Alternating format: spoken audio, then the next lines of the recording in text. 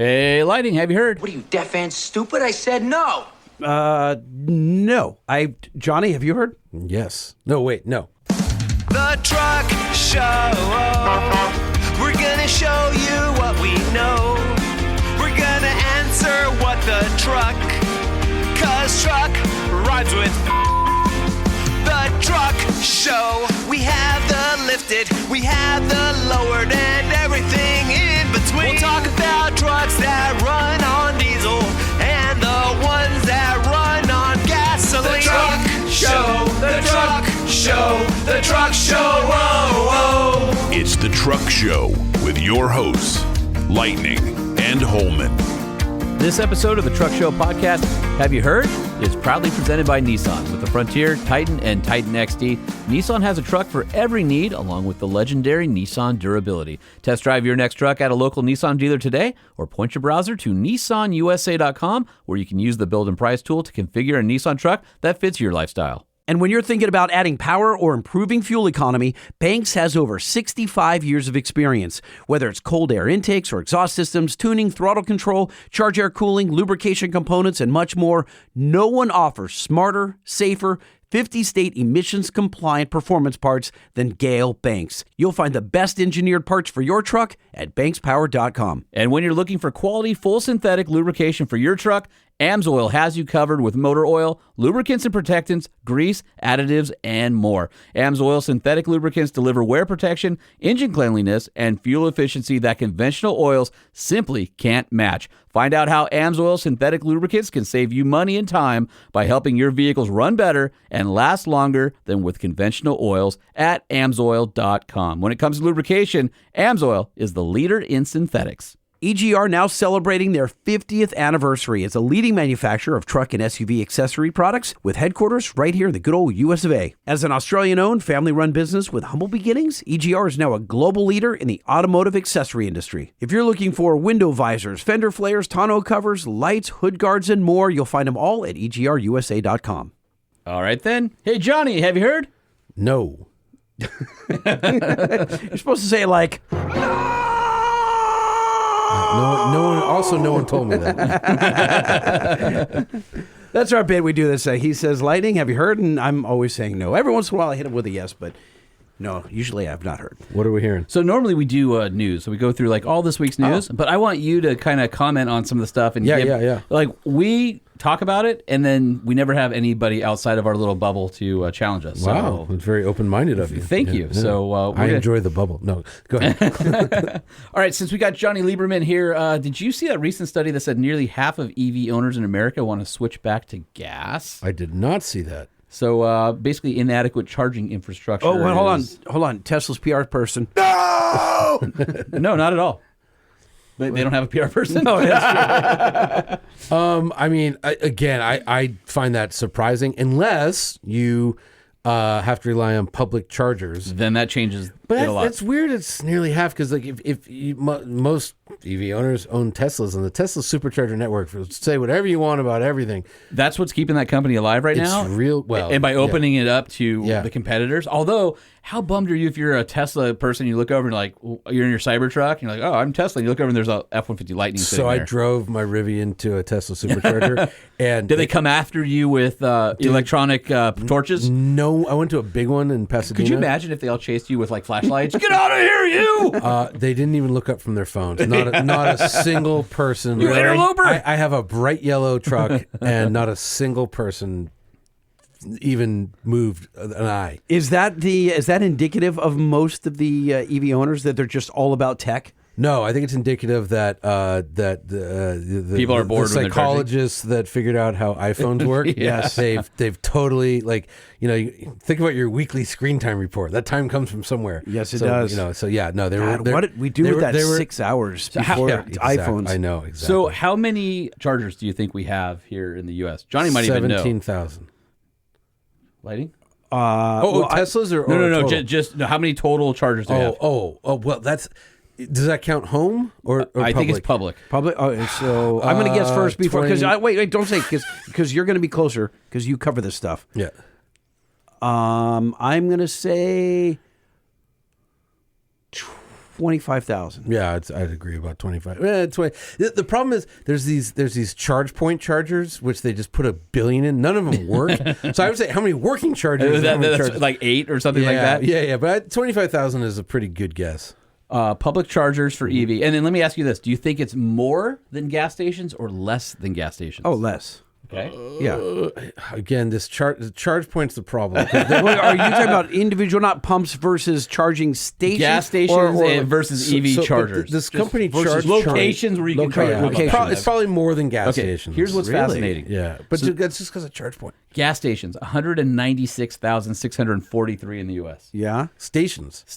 Jesus. Now, public EV chargers? Yeah. Shocking, 183,000. They're actually lying sack of They're actually comparable. They're actually really close to each other. That's amazing. But remember, again, if you're talking about let's say a Chevron is equal to a Tesla supercharger station. Right.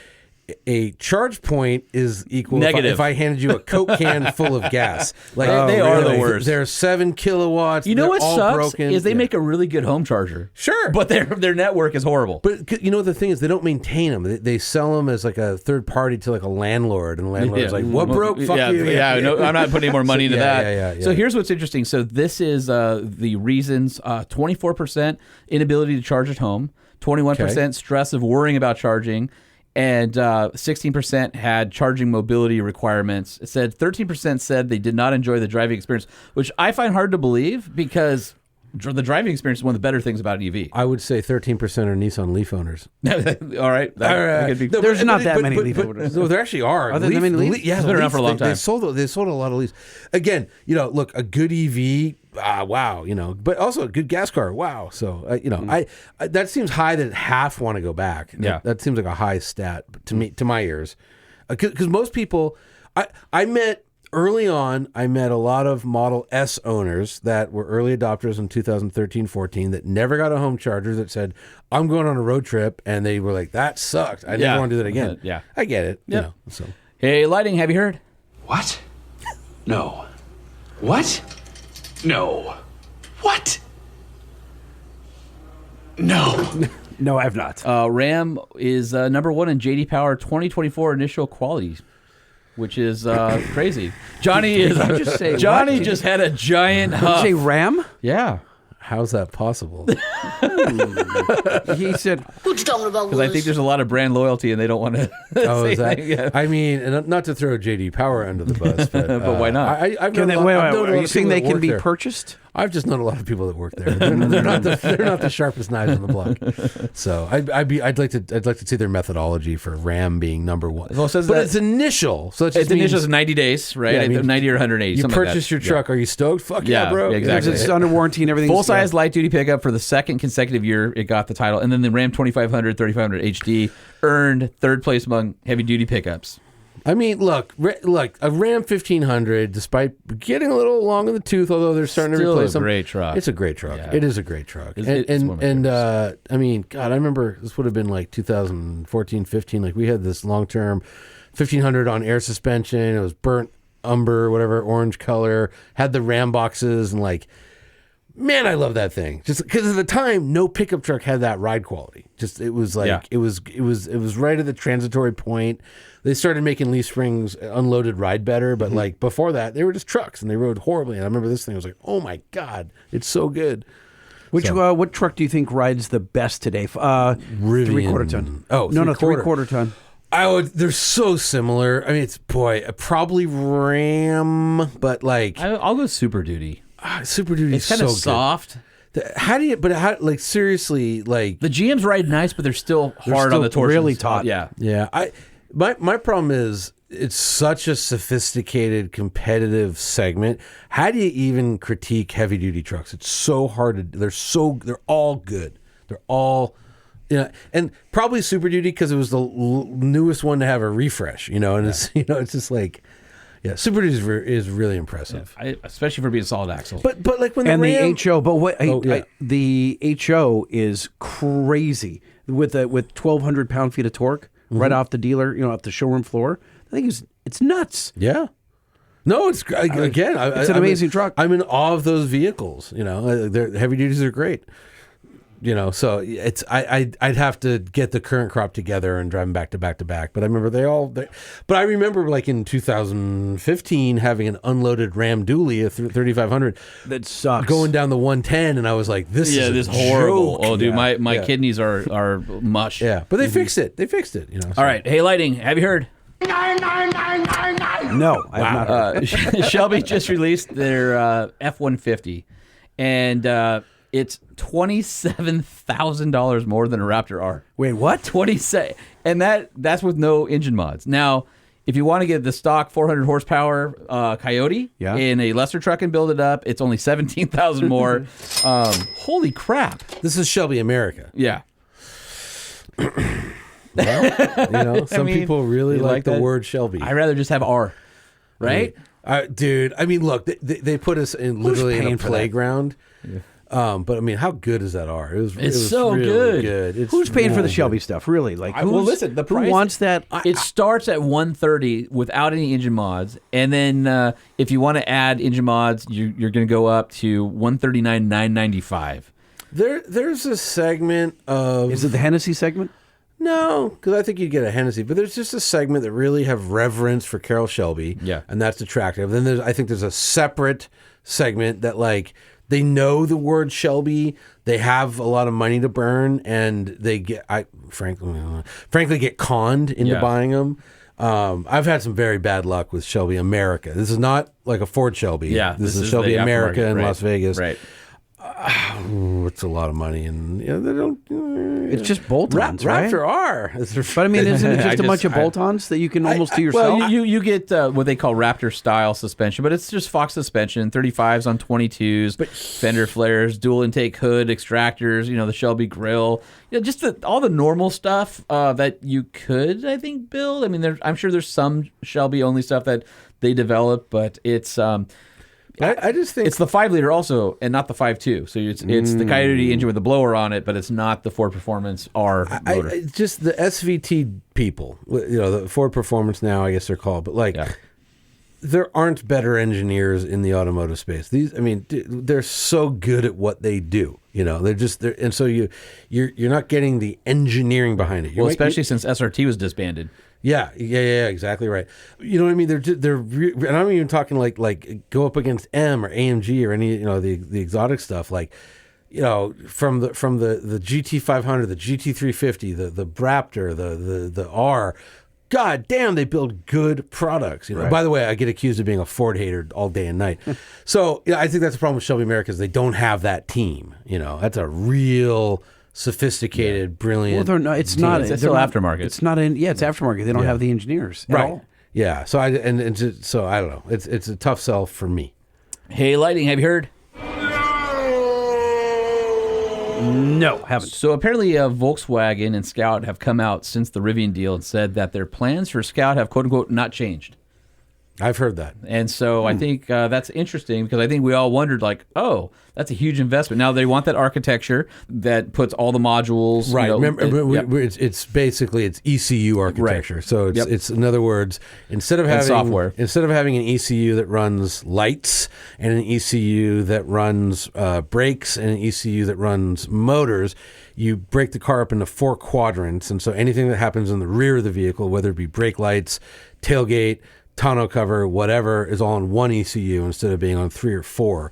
And they want that zonal architecture and they want the software. All I know is I hope no that platform sharing. There's a $1 billion now and 4 down the line. I hope that gives Rivian some cash flow to get that R3 out because that thing's R3X. R3X, exactly. Tri-motor.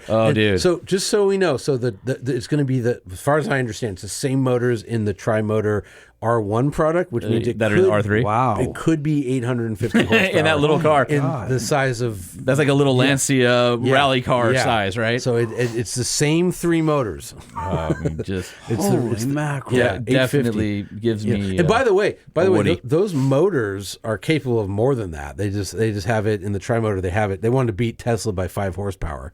That's all it was. Just beat the Cyber Beast. They can't... I don't know if they ever will, but they can make more. So Lightning, did you hear? I said no. No. So we've been talking about the 2025 Ram. I just like cracking him up with my. With Johnny's your like nose? he doesn't know where all the because notes you are don't coming from. you don't have somebody sitting next Smash to you. Mouth. You weren't expecting that band to I'm pop just up. like, who has the time to like all these clips? Oh, and he has thousands of them, and my he just pushes them all the time, and sometimes we have to my God. slow him down. Yeah. Okay. Did we talk about the powertrain? I think there was some guesses as to what it could be. For which one? This would be the Ram 2500, the 2025 HD. Are you talking about the 2500, fact that 300. the HO is no more? Sort of.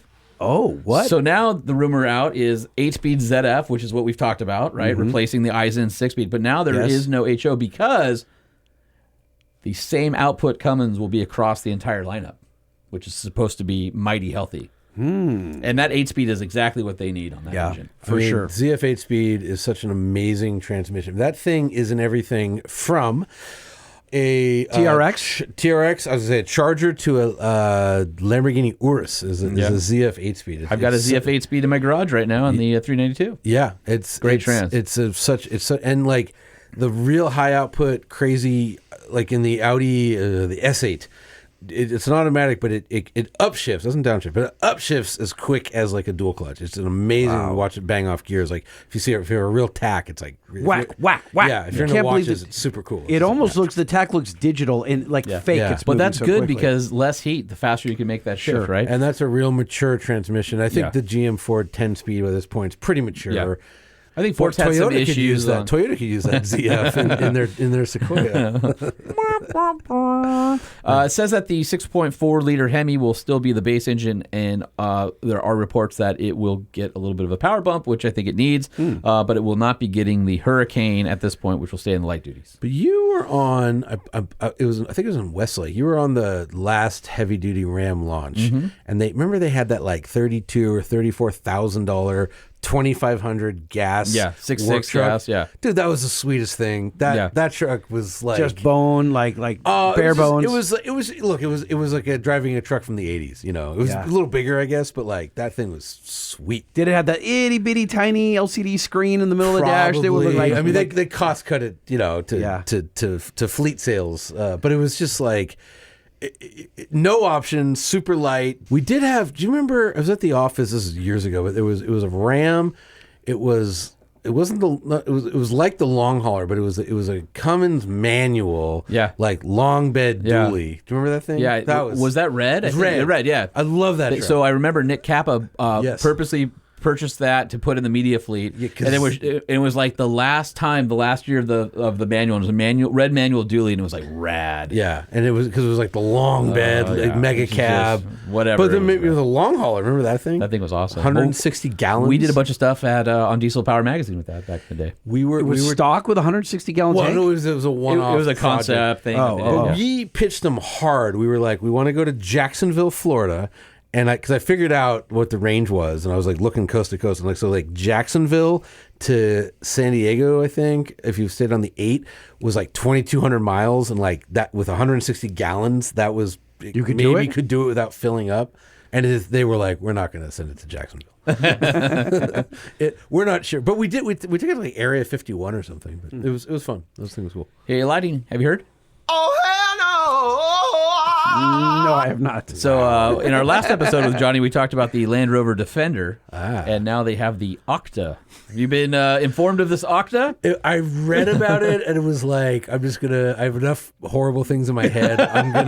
But apparently it's cool. It actually has a wheel and tire package that looks cool, according to the photos I'm looking at, and it's a 4.4 liter mild hybrid V8 making 626 horsepower and 590 pound-feet of torque. So that's the M5 motor, the current M5 motor, and also in the X6M, X5M. Now, it's got bulgier fender flares, which make the body look less like a block.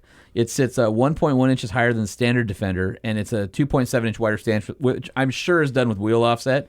Yes. And then I'm also, knowing nothing about it, I'm also positive. And it says it's got 15.7 inch front brakes and 6-piston Brembos up front. Finally. Yeah, right? 15.7 is good.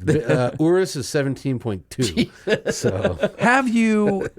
We didn't get a chance in our last episode to talk about Lamborghini, which just kills me. But I'm going to interrupt this episode to do it for a second. I got to know about that Lamborghini, and I'm going to Italy. I'm taking as a graduation present. We saved up We're going to take my oldest. Are you sure you don't want to know that it hits the Octa hits 60 miles per hour in 3.8 seconds and That's can reach crazy. 155 miles per hour while fording 3.3 feet of water with its 22-inch wheels? That's 22s. Solid. Yeah. You know, so those 15.7s are going to look small. yeah. So, should I go to Lamborghini and take the tour? Because I hear post COVID they're doing the tour again. Yes. Is that Yeah, the tour. The tour is. I would say that it's not a big tour, so it's not a big factory.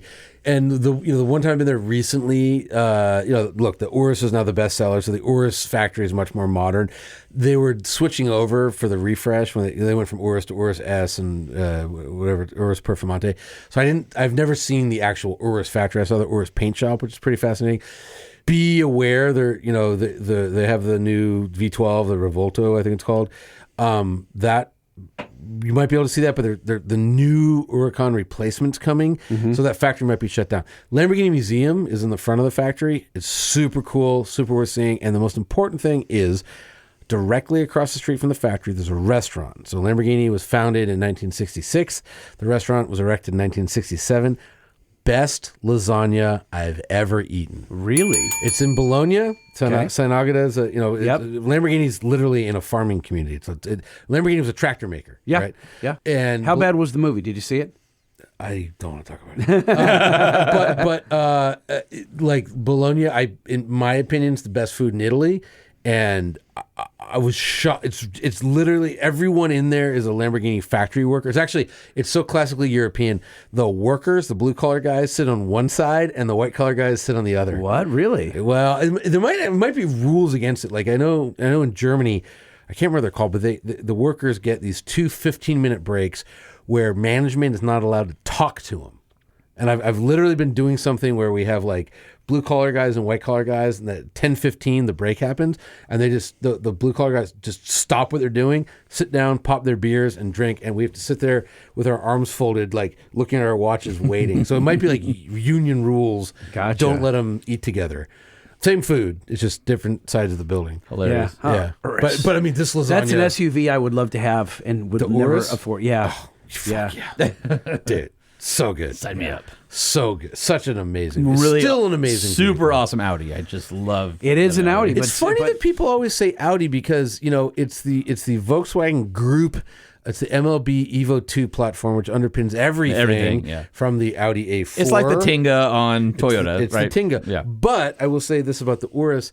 It's much more closely related to the Cayenne than it is to the Which RSQ8. I've liked the Cayenne since day one. Oh yeah, I mean, the original Cayenne yeah, it was legendary, amazing. Overbuilt. Yeah. That was the Piech era of like we're gonna make a Volkswagen that's better than an S class, Right, the Phaeton.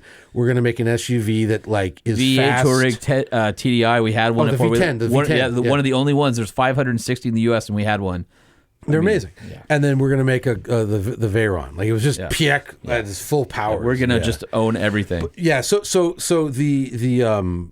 RSQ8 is not as closely related to the Urus as the Cayenne is. Really? But they look like Look at if that. you park them next Jonny to each other. Lieberman spitting facts and setting people straight. You hear that right here on the Truck Show podcast. I mean, the Cayenne, it's called the Turbo GT. So the Urus motor, the V8, which is 4-liter twin turbo, they're all 4-liter twin turbos. But in the RSQ8, it's like 590 horsepower or whatever it is.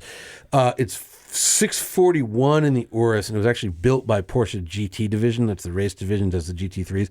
And then the Cayenne Turbo GT is 631 horsepower. Supposedly it's 10 horsepower less. I mean, go ahead and measure it.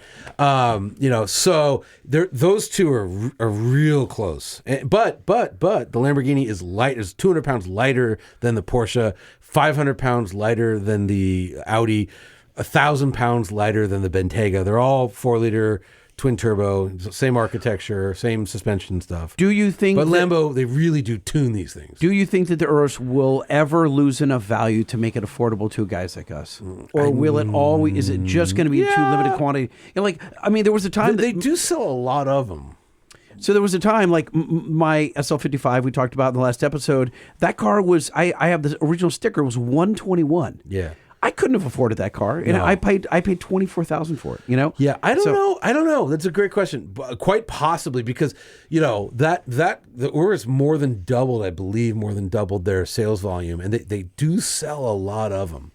So I don't know. I don't know what affordable means, but like, would one listen? If you can provide that or afford that Coke hit, you can afford the Urus. Do you think that they would get to within $100,000 range? Probably not. Yeah. Oh yeah. You think so? Yeah. I believe so, because it's a used SUV at the end of the day. It's not.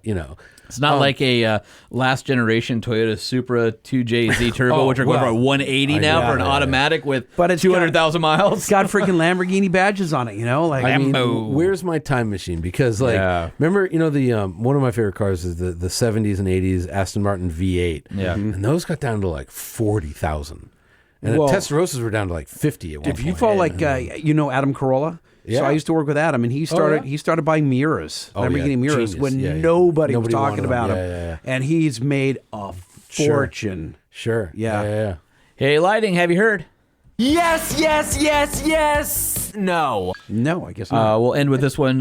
So Ford CEO Jim Farley has, in an interview, I guess, with CNBC, said he wants Americans to get back in love with the small cars. And wait, what? They have abandoned the small cars. That's what's funny about this. That's insane. So he had a Scion flashback. I think, right. So I think the crux of this was he realizes that in order to make affordable EVs, they need to be smaller, and everybody wants trucks, but those take massive batteries, which are expensive and heavy. So he's, was kind of lamenting like the Ford has put themselves in this place where we love our trucks, but if we're going to electrify Super Duties, they're going to be so expensive to get 400 or 500 miles of range.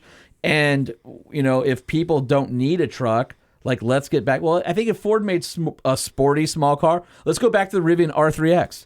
If Ford built something like an Escort 2000 or whatever, but as an EV, I think people would be all over that. Yes. They just don't make anything that's a fun, like... The first company that does will crush it. They're going to crush it. Just like Maverick had Maverick was an amazing hit that they didn't expect. Well, and that's the thing, right? I think Rivian has fired a volley, but we know R3X isn't coming out right away. 2028. So there's a lot of time for companies to go, ooh, let's jump in on that. Yeah. And, the other thing, look, that Jim Farley's an intelligent human being. He's also, I will say that he's also been extremely transparent. Yeah.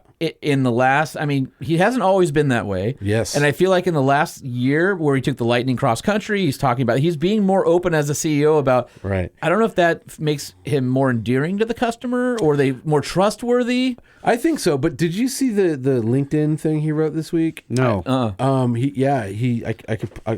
pull it up, but he's like, this is a guy who not only does he race vintage Cobras, but he's really good. He wins races in them. He's a really good driver, and he's like, the article is basically like, I'm in love with electric cars, and he's like, look, this is coming from me, who's, I love V8s.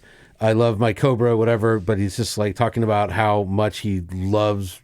Let me find it. Here's the article says, picture Jim in his Lightning, and he says, confessions from a lifelong petrolhead. I love electric vehicles, and it has nothing to do with politics.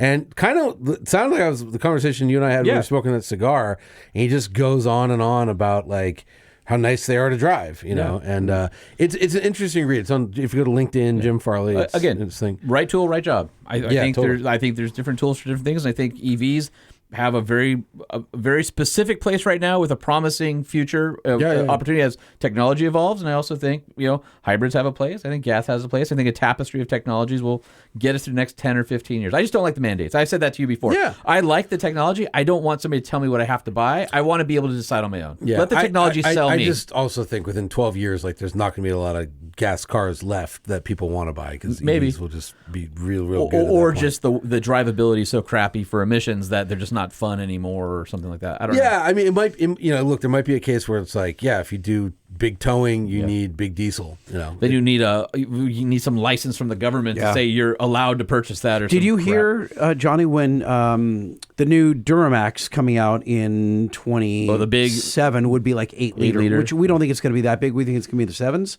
But they're going to a much larger displacement to lower the compression ratio to cut down on the NOx. So Porsche, a lot of people are doing this. Porsche, the new 911 hybrid, they went from a 3-liter twin turbo to a 3.6-liter electric turbo with a hybrid, and it's just the bigger the engine, it burns cleaner.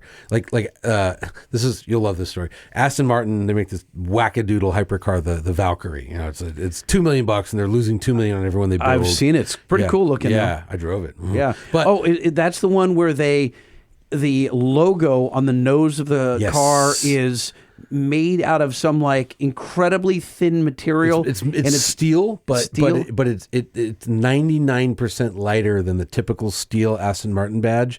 And before they glue it on, they got to keep it in a freezer because if it's room temperature, it starts to bend. So then don't they paint over it? Yeah, they gloss over it. Yeah. And that was a huge fight. That was a huge. Newey said, "Get it off there." And this is a great story. So Miles is the head of exterior design for Aston. He put together a PowerPoint presentation showing every single Aston Martin has always had a steel badge on the front. He left off, of course, the ones that didn't. Yeah, of course. Yeah. But anyways, so it's got a 6.5-liter V12, and it revs to 11,000 RPM, 1,000 some horsepower. And so and it turned out they didn't plan this, but it passed. They thought they were going to really struggle with EU emissions. Well, it turned out it burned super clean because it's pretty good sized bore. And then my favorite part was when they were doing the emissions testing, they released more carbon dioxide testing the engines than all 285 engines will release over their lifetime. That's true. To make sure it was compliant. Yeah, hey, perfect. Yeah, it's just like the government super duties that have no after treatment on them, right? The military, you don't need that. Right. Oh man, did that cause an uproar the last couple of weeks? Holy crap! That's insane. I mean, I get it. People are they just feel like F you. Anyway. Yeah, big F you. Hey, Lighting, have you heard? Welcome to Barnes and No, I haven't. Wow. Well, the Truck Show podcast listeners hate Jonny Lieberman just a little bit less. They probably hate me more. I would let's check the mail. The Truck Show podcast is a production of Truck Famous LLC. This podcast was created by Sean Holman and Jay Tillis with production elements by DJ Omar Khan. If you like what you've heard, please open your Apple Podcast or Spotify app and give us a 5-star rating. And if you're a fan, there's no better way to show your support than by patronizing our sponsors. Some vehicles may have been harmed during the making of this podcast.